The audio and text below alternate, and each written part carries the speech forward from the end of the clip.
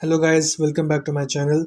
This is the audiobook series of the book Rich Dad Poor Dad.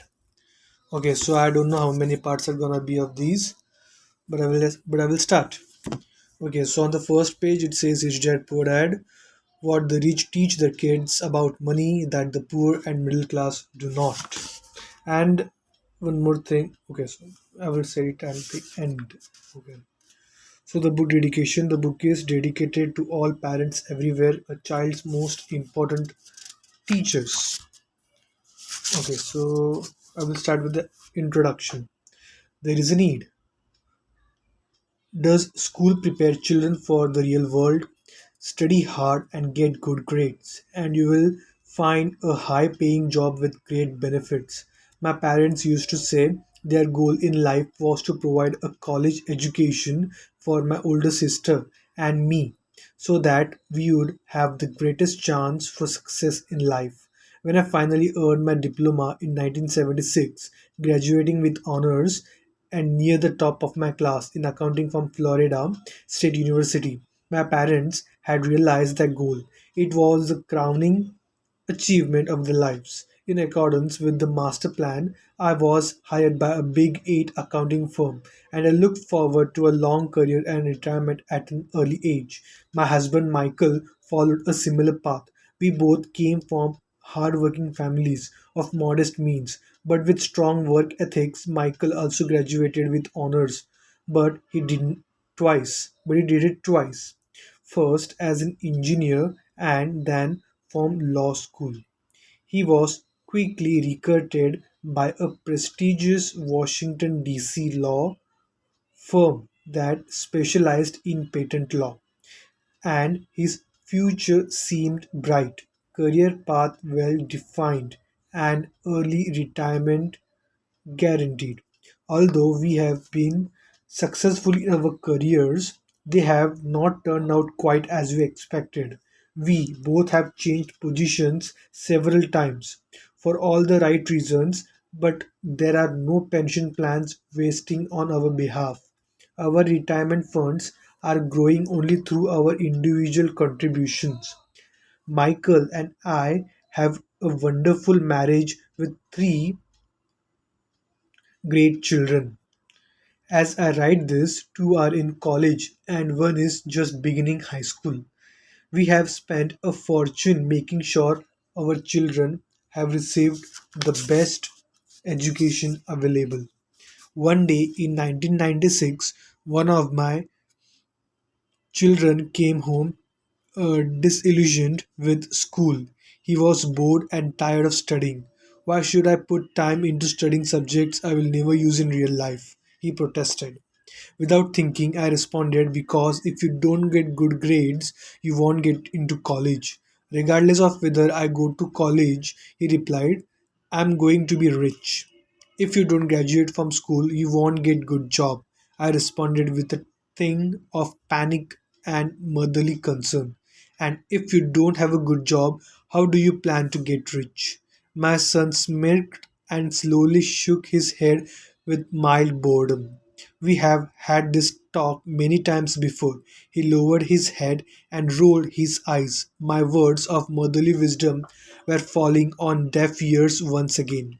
Though smart and strong willed, he has always been a polite and respectful young man. Mom, he began, it was my turn to be lectured. Get with the times. Look around. The richest people didn't get rich because of their educations. Look at Michael Jordan and Madonna. Even Bill Gates, who dropped out of Harvard, founded Microsoft. He is now the richest man in America, and he's still in his 30s. There is a baseball pitcher who makes more than $4 million a year, even though he has been labeled mentally challenged. There was a long silence between us. It was drawing on me that I was giving my son the same advice my parents had given me. The world around us has changed, but the advice hasn't. Getting a good education and making good grades no longer ensures success, and nobody seems to have noticed except our children. Mom, he continued, I don't want to work as hard as you and dad do. You make a lot of money, and we live in a huge house with lots of toys. If I follow your advice, I will wind up like you, working harder and harder only to pay more taxes and wind up in debt. There is no job security anymore. I know all about downsizing and right sizing.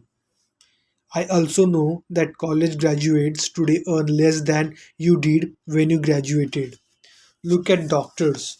They don't make nearly as much money as they used to. I know I can't rely on social security or company pensions for retirement. I need new answers. He was right. He needed new answers. And so did I. My parents' advice may have worked for people before 1945, but it may be disastrous for those of us born into a rapidly changing world. No longer can I simply say to my children, go to school, get good grades, and look for a safe, secure job. I knew I had to look for new ways to guide my children's education as a mother as well as an accountant. I have been concerned by the lack of financial education our children receive in school. Many of today's youth have credit cards before they leave high school, yet they have never had a course in money or how to invest it, let alone understand how compound interest work on credit cards. Simply put, without financial literacy and the knowledge of how money works, they are not prepared to face the world that awaits them. A world in which spending is emphasized over savings. When my oldest son became hopelessly in debt with his credit cards as a freshman in college, I not only helped him destroy the credit cards, but I also went in search of a program that would help me educate my children on financial matters. One day last year, my husband called me in his office from his office. I have someone I think you should meet. He said his name is Robert Kiyosaki. He is a businessman, an investor, and he is here applying for a patent on an educational product. I think it's what you have been looking for. Okay, so what is patent? If I want to ask you what is patent, see, a patent is a unique product where you won't allow any competitor or competition that can sell it any price. Okay, so it is a unique product. So someone may not copy you. It can be a recipe, it can be a logo or something like this. Okay, let's continue. Just what I was looking for. My husband Mike was so impressed with cash flow, the new educational product that Robert Kiyosaki was developing, that he arranged for both of us to participate in a test of a prototype. Because it was an educational game, I also asked my 19-year-old daughter, who was a freshman at a local university, if she would like to take part, and she agreed. About 15 people, broken into three groups, participated in the test. Mike was right. It was the educational product I had been looking for. But it had a twist. It looked like a colorful Monopoly board with a giant well dressed rat in the middle.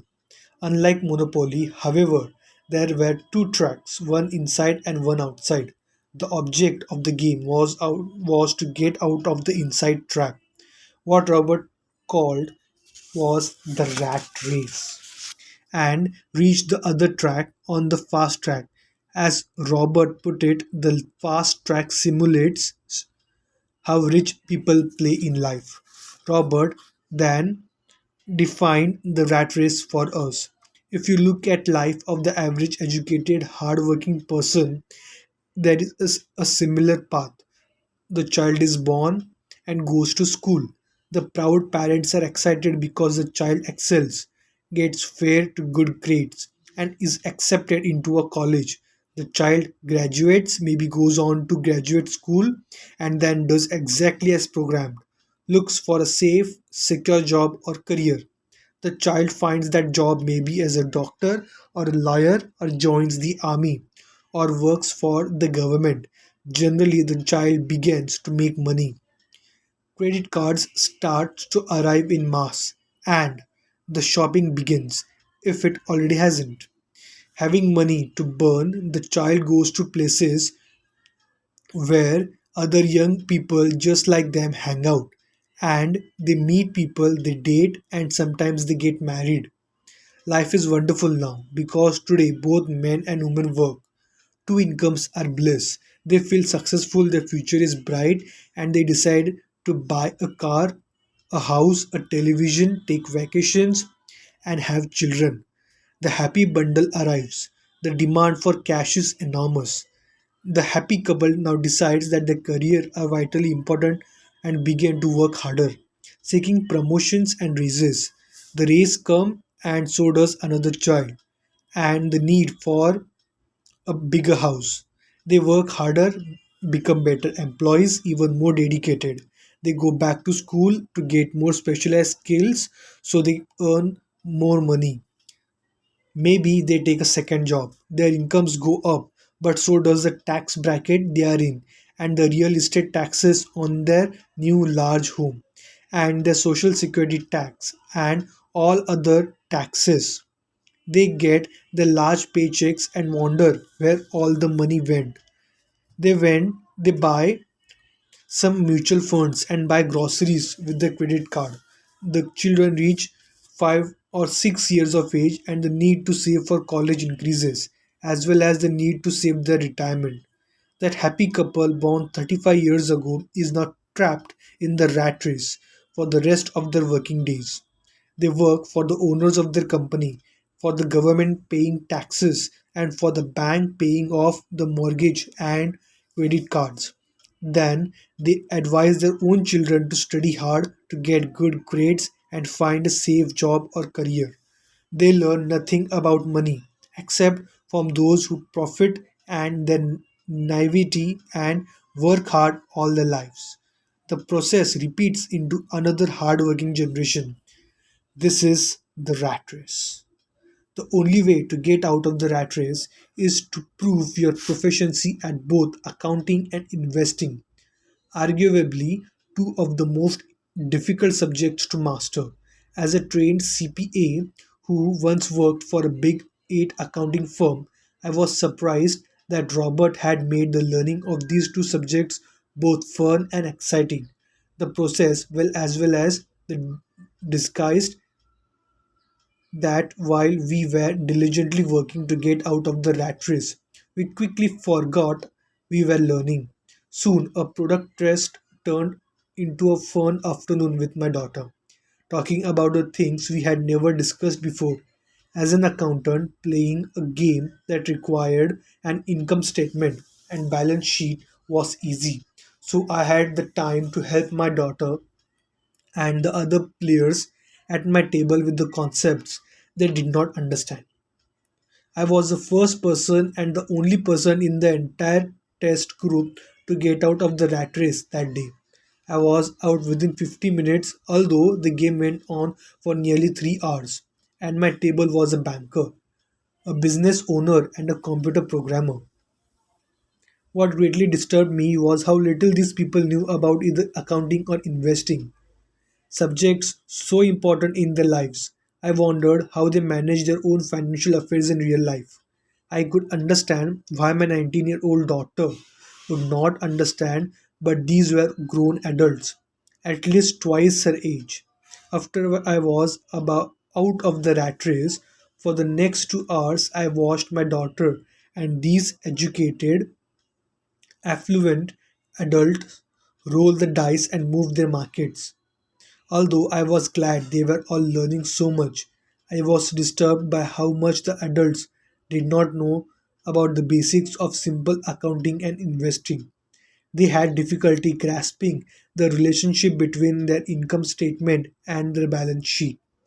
As they bought and sold assets, they had trouble remembering that each transaction could impact their monthly cash flow.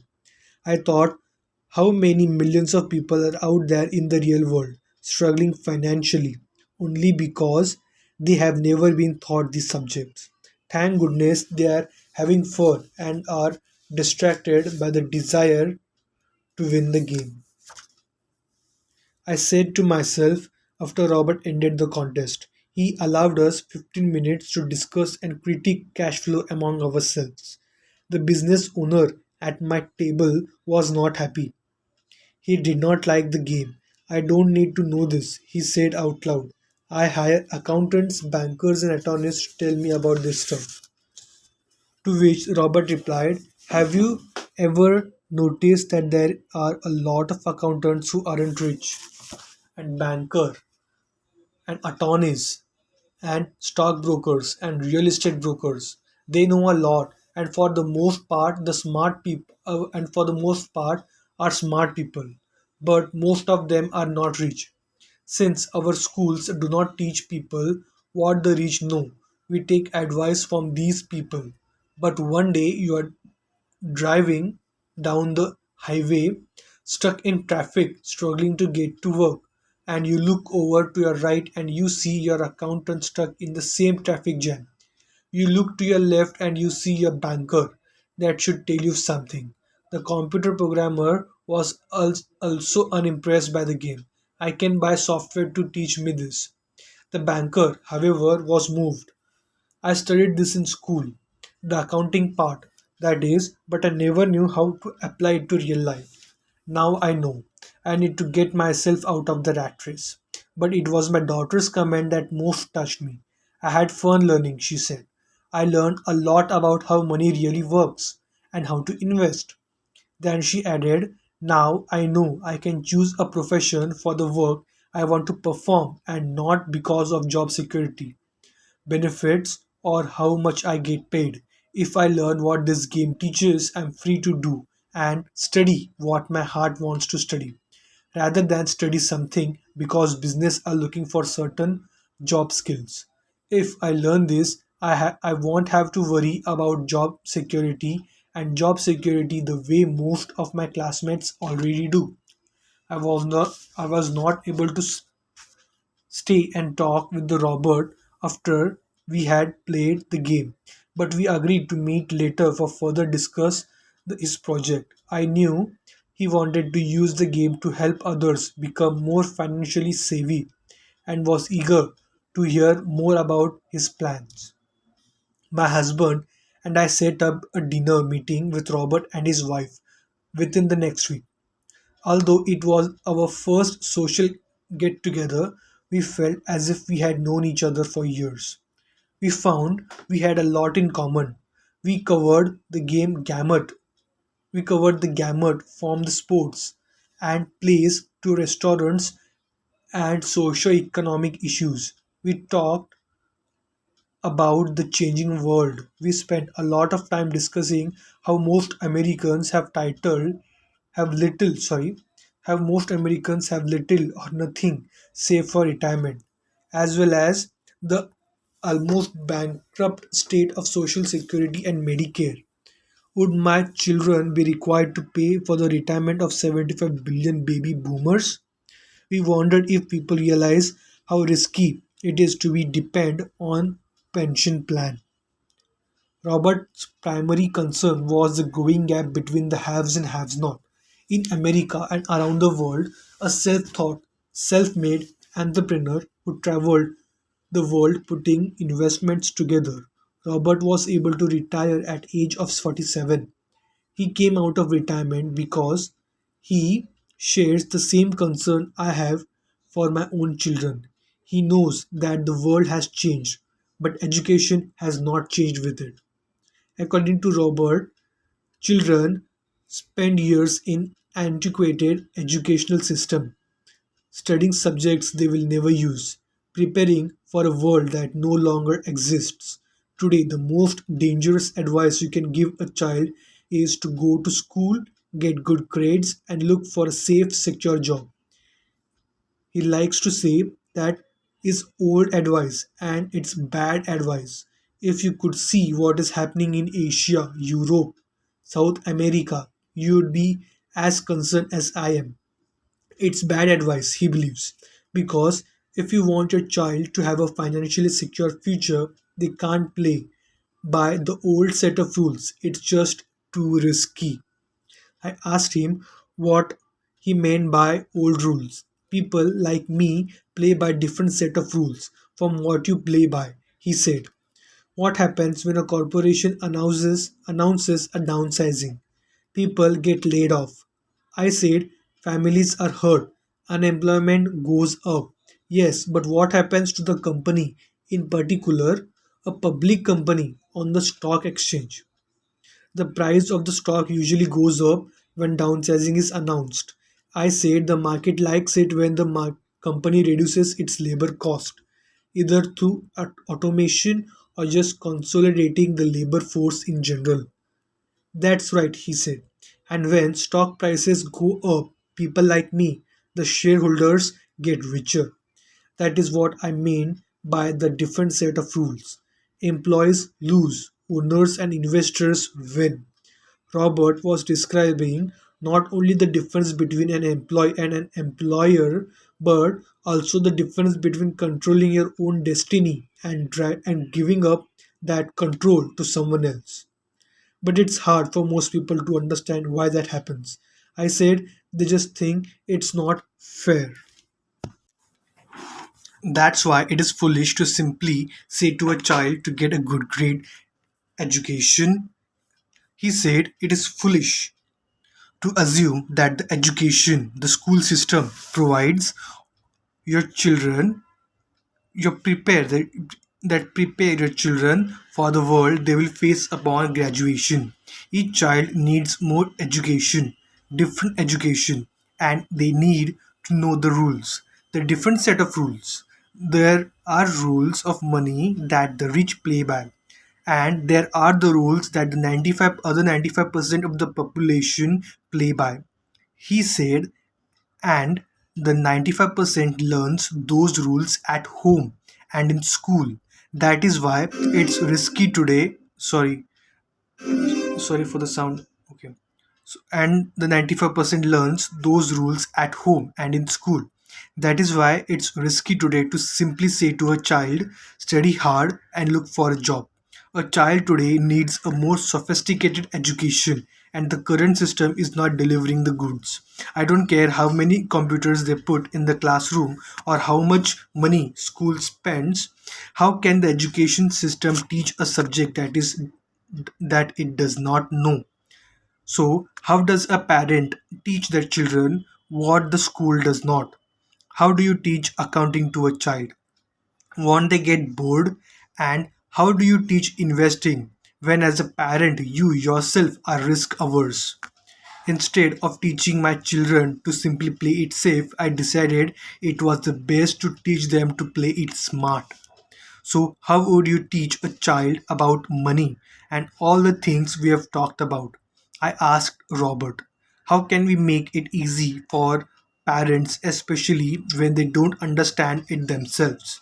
I wrote a book on the subject, he said. Where is it? In my computer. It's been there for years in random pieces. I added to it occasionally, but I have never gotten around to put it all together. I began writing it after my other book became a bestseller, but I never finished the new one. It's in pieces, and in pieces it was. After reading the scattered sections, I decided the book had merit and needed to be shared, especially in these changing times. We agreed to co author Robert's book. I asked him how much financial information he thought a child needed. He said it would depend on the child. He knew at a young age that he wanted to be rich and was fortunate enough to have a father. He was fortunate enough to have a father figure who was selling and willing to guide him. Education is the foundation of success, Robert said. Just as scholastic skills are vitally important, so are financial skills and communication skills. What follows is the story of Robert's two dads, a rich one and a poor one, that expands on the skills he has developed over a lifetime. The contrast between two dads provides an important perspective. The book is supported, edited, and assembled by me. For any accountants who read this book, suspend your academic book knowledge and open your mind to the theories Robert presents.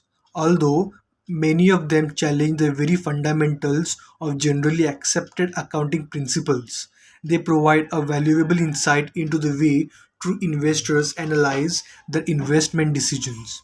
When we as parents advise our children to go to school, study hard, and get a good grade job, we often do that out of cultural habit. It has always been the right thing to do. When I met Robert, his ideas initially startled me. Having been raised by two fathers, he had been taught to strive for two different goals. His educated dad advised him to go work for a corporation. His rich dad advised him to own the corporation. Both life paths required education, but the subjects of study were completely different.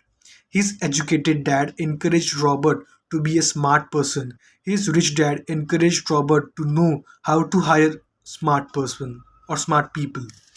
Having two dads caused many problems. Robert's real dad was the superintendent of education for the state of Hawaii. By the time Robert was 16, the threat of if you don't get good grades, you won't get a good job had little effect. He already knew his career path was to own corporations, not to work for them.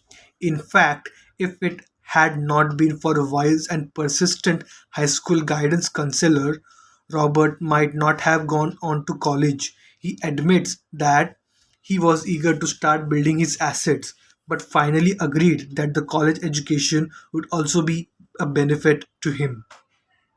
Truthfully, the ideas in this book are probably too far fetched and radical for most parents today.